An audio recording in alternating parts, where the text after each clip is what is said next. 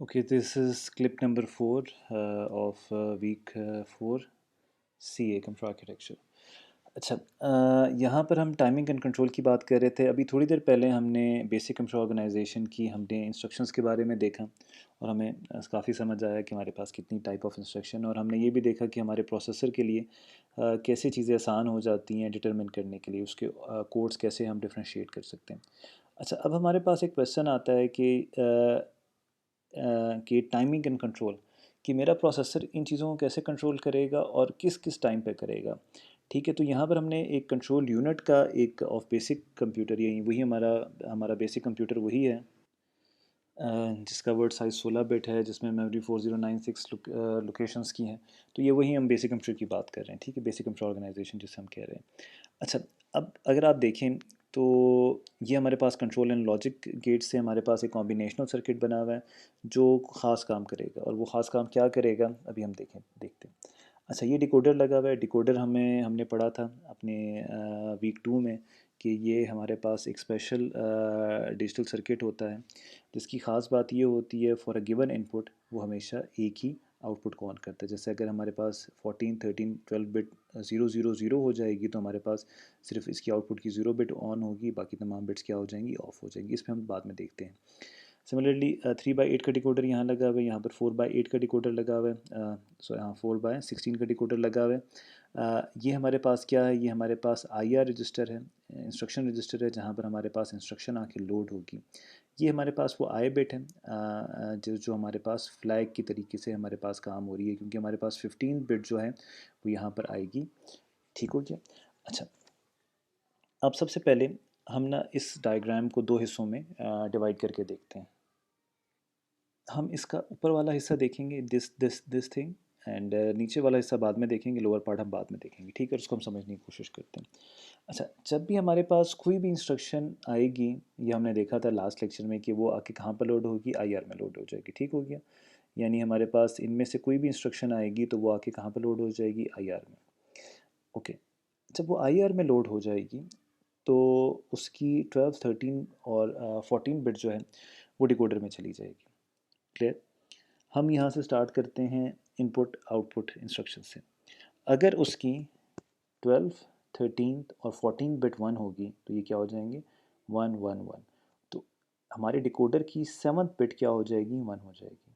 7th bit क्या हो जाएगी, 1 हो जाएगी, यानी हमारे पास D7 जो आउटपुट है डिकोडर का वो ऑन हो जाएगा।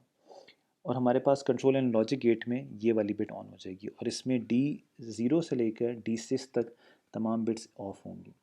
हमने अपने कंट्रोल एंड लॉजिक सर्किट को कुछ इस तरह डिज़ाइन किया हुआ है, as it is a combinational circuit, जैसा इनपुट आए वैसा ही आउटपुट आपने देना है।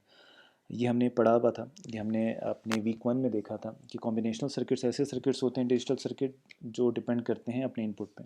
तो अगर D7 ऑन होगा तो मेरे कंट्रोल एंड लॉजिक गेट ने कंट्रोल आउटपुट देने हैं, और कंट्रोल आउटपुट कुछ कैसे देने हैं अभी हम डिस्कस करते हैं।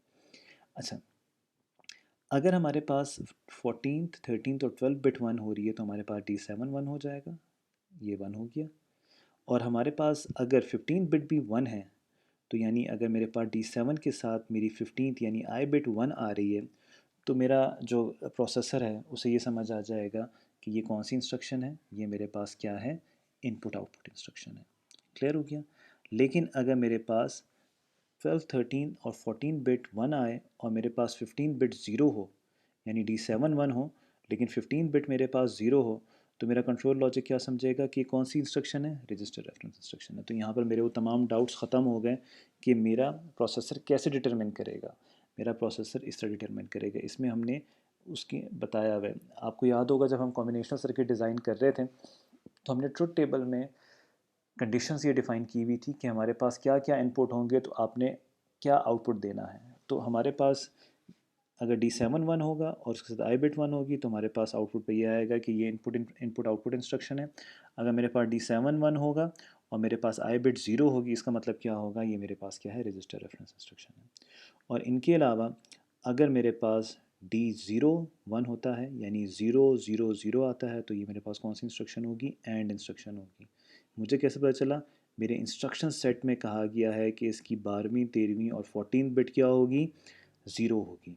तो जब वो यहाँ पर आएगी तो इसका मतलब ये है कि ये हमारे पास क्या है, एंड इंस्ट्रक्शन, इसमें डी नॉट वन हो जाएगा, डी 0 1 हो जाएगा। अगर मेरे पास 0 0 1 आता है तो 0 0 1 मेरे पास कब आएगा, जब मेरे पास ऐड इंस्ट्रक्शन होगी। आप देखें ना, ये ऑप कोड आपने अभी थोड़ी देर पहले कन्वर्ट किया था क्लिप नंबर 2 में, तो हमारे पास क्या हो जाएगा, ये ऐड है।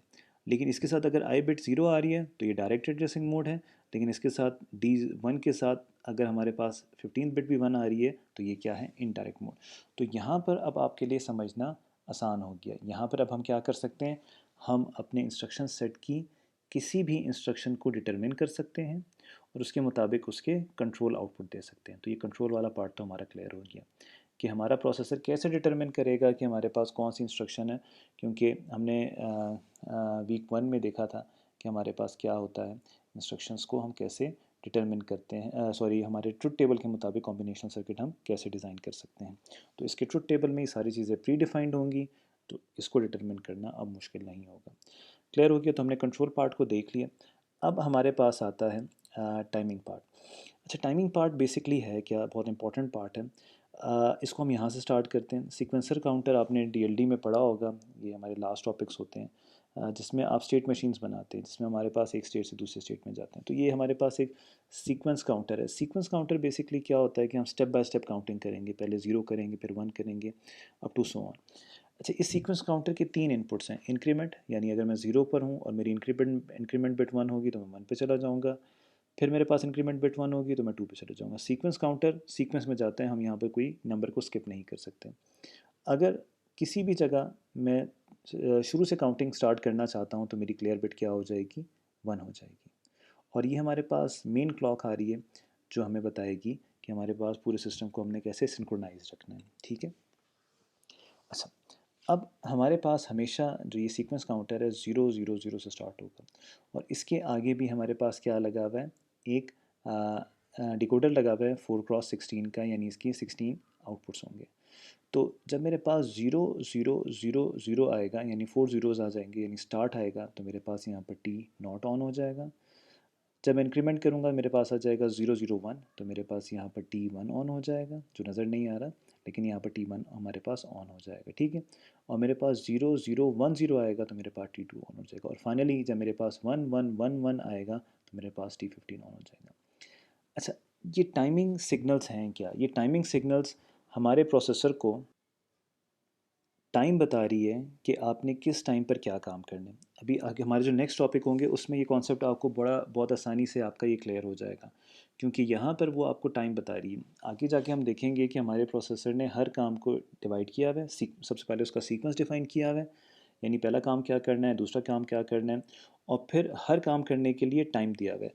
तो आपका जो प्रोसेसर है उसमें जब टी नॉट आता है तो उससे रिलेटेड जो एक्टिविटीज़ होती हैं हमारा प्रोसेसर वो परफॉर्म करता है। जैसे हमारे पास T1 आएगा तो उससे रिलेटेड एक्टिविटीज़ परफॉर्म होंगी, यानी ये तमाम एक्टिविटीज़ जो हैं हमारे टाइमिंग सर्किट के मुताबिक ही चलती हैं। ठीक हो गया। तो ये हमारे पास टाइमिंग एंड कंट्रोल का क्या मतलब है, इसको मैं सम अप करता हूँ, फिर हम आगे चलते हैं। हमारे पास जो हमारा कंट्रोल यूनिट है, जो जैसा आपने देखा है कि हमारे पास हमारे प्रोसेसर के 2 हिस्से होते हैं। एक हमारे पास ALU होता है, अरिथमेटिक एंड लॉजिक यूनिट, जहाँ पर हमारे पास इंस्ट्रक्शंस की एग्जीक्यूशन होती है। दूसरा हमारे पास बेसिक कंपोनेंट होता है हमारे प्रोसेसर का, that is control unit. Control unit क्या करता है, आपको बताता है, आपके प्रोसेसर को बताता है कि आपने कैसे काम करना है और क्या क्या काम करना है। तो अब अगर मेरे पास एक इंस्ट्रक्शन डिटरमिन होनी है कि वो है क्या और मेरे प्रोसेसर ने करना क्या है उस पर, तो वो इंस्ट्रक्शन आके कहाँ पर लोड हो जाएगी, IR पे लोड हो जाएगी। और उसकी जैसे हमने कहा हुआ है कि 12 13 14 बिट हमारे पास डिकोडर पे इनपुट हो रही हैं।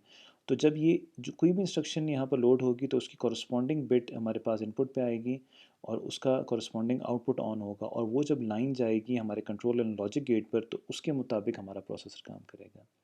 अगर वो डायरेक्ट एड्रेसिंग पे है तो आई बिट हमारी 0 होगी, अगर वो इनडायरेक्ट एड्रेसिंग पे तो हमारे पास आई बिट 1 होगी। सिमिलरली अगर हमारे पास 12 13 एंड 14 बिट तमाम 1 हैं तो हमारे पास D7 ऑन होगा। अगर हमारे पास आई बिट उसमें 0 होगी तो वो रजिस्टर रेफरेंस है। अगर 12 13 14 बिट 1 है और हमारे पास आई बिट भी 1 है तो वो इनपुट आउटपुट हमारे पास इंस्ट्रक्शन कंसिडर होगी। और ये 12 बिट्स जो हैं 0 से लेकर 11 तक, ये मेमोरी रेफरेंस के लिए ऑपरेंड का एड्रेस होगी, रजिस्टर रेफरेंस के लिए रजिस्टर ऑपरेशन होगी, और इनपुट आउटपुट के लिए क्या कंसिडर होंगी as a input output operation. जो हमारा टाइमिंग सर्किट है ये आपको ये बता रहा है कि सीक्वेंस बता रहा है कि T0 पहला सीक्वेंस है, T2 दूसरा सीक्वेंस है, और हमारे प्रोसेसर को हर टाइमिंग क्लॉक पर ये टाइमिंग सिग्नल है इस पे काम भी डिफाइन हुआ है, प्री डिफाइंड काम है, जो अभी थोड़ी देर में हम देखेंगे कि वो क्या करता है। ठीक है, यहाँ पर हम अपना क्लिप नंबर 4 को एंड करते हैं और हम थोड़ी देर में क्लिप नंबर 5 स्टार्ट करते हैं। Thank you.